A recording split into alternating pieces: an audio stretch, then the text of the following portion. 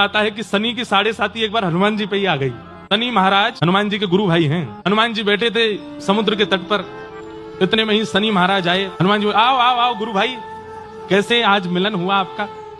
बोले कि आपके नक्षत्र कुंडली के अनुसार अब 7.5 साल के लिए हम आएंगे आपके ऊपर। हनुमान जी बोले बढ़िया है, अकेले मन भी नहीं लग रहा था, तुम और आ गए, चलो आ जाओ, संग ही रहेंगे दोनों। बोले कहाँ आऊं? बोले देखो हृदय में तो सिया राम जी बसे हैं, शीश के ऊपर ठाकुर जी के चरणारविंद बसे हैं, और अंग में तुमको रखने की आवश्यकता नहीं, भाई तुम गुरु भाई हो, ऐसे थोड़ी। बोले कहाँ? बोले पूछ पे बैठ जाओ, हमारी पूछ खाली है, वहीं आसन लगा के बैठो। शनि महाराज जैसे पूछ पे बैठे, हनुमान जी का रोज का नियम है, सुबह उठते ही पहले तो तीनों लोगों की परिक्रमा करके आते हैं, और तीनों लोगों की परिक्रमा करके फिर राम पथ पर घूम के आते हैं, अयोध्या से लंका तक पूरा भ्रमण करके आते हैं।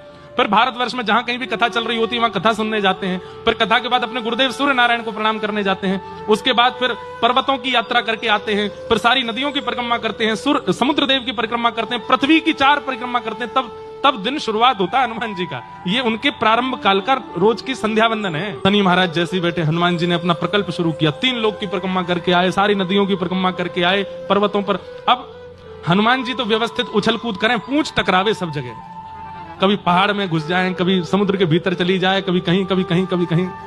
संध्या पूर्ण करके हनुमान जी जैसे सरजू जी के तट पर आकर के बोले अब संध्या पूर्ण हुई, अब दिन की शुरुआत होगी।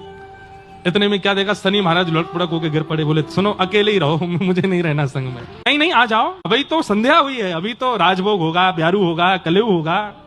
बोले अकेले ही करो, हमको नहीं रहना। अब हनुमान जी बोले हे शनि महाराज, दुनिया में किसी के भी पास जाएं तो पहले देख लीजिएगा, अगर जिह्वा पर राम नाम कृष्ण नाम बैठा हो तो उसके पास मत जाना, नहीं तो आप ऐसे ही दुखी हो जाओगे। और जिनकी जिह्वा पे कृष्ण राम बैठे हो उनको तो आशीष देना, उन पर तो कृपा करना। उनके जीवन में 7 वर्ष के लिए आने की आपको आवश्यकता नहीं है। कृष्ण ग्रह ग्रहित आत्मा।